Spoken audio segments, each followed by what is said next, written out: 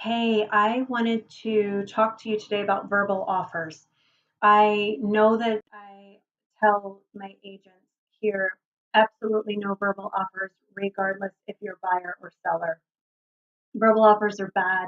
They don't tell the whole story. They don't talk about contingencies. They only talk about price.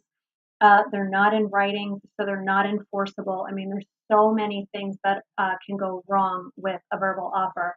If your buyer client isn't willing to put pen to paper, then how serious are they about purchasing a property? So, having that contract in front of your buyer allows you to go through all of those steps and contingencies to talk about the next steps to show the seriousness of their buying power. So here's a situation that happened to me on the other end, and I wanted to tell you about it because I think it's a great example of why we don't do verbal offers. I have a condo listed for sale, as you all know, up in the North Myrtle Beach area. We have it strategically priced about $12,000 below its competitor. There's only 2 units in that complex for sale. The other one has a little bit of work that needs to be done, and mine is a redo. So pricing it well below its comp uh, will bring an investor client. Okay, so um, I get a showing request for a Monday to see the property. On Sunday, the day before, the agent reaches out to me and says, my clients would like to make a verbal offer on your condo. And I said, well, you haven't even seen it yet. Yeah, they want to know if your client would accept an offer of blah. And I said, well, uh, first of all, I can tell you that that offer is going to solicit a counter because it is so far below value. Well, we know that, according to the pictures, there's a lot of work to be done.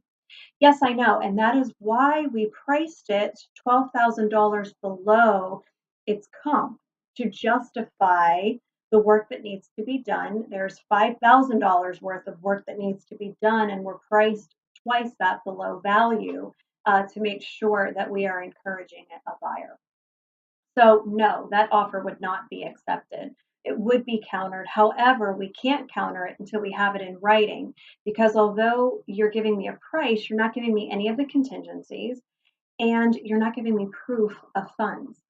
So, go check it out. Once you look at it, then put all of that in writing to us along with your proof of funds. I will share it with my seller and we'll get back to you on that. She says, great, no problem. Can you imagine if I had called my seller, got him all excited about something that never came? Because fast forward ahead, the offer never came. But let me tell you what happened. They go Monday. She texts me, they love the unit. Couple questions. So I answer the questions. Great, this is wonderful. And then crickets.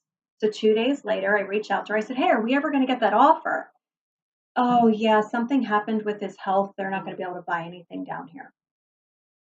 Can you imagine if we would have gotten into negotiating, tied up the property, never having anything in writing, never discussing contingencies, getting my seller all excited about something that can't happen? There's too much to go wrong if you don't have it in writing, proof of funds, walking through all of those contingencies with the buyer before presenting it to the seller. Please hear what I'm saying to you. Do not submit verbal offers. They can get you in trouble every single time. It tends to make an agent have to be reactive through the entire process because you didn't have the opportunity to go through everything in writing up front and make sure that they're serious about it.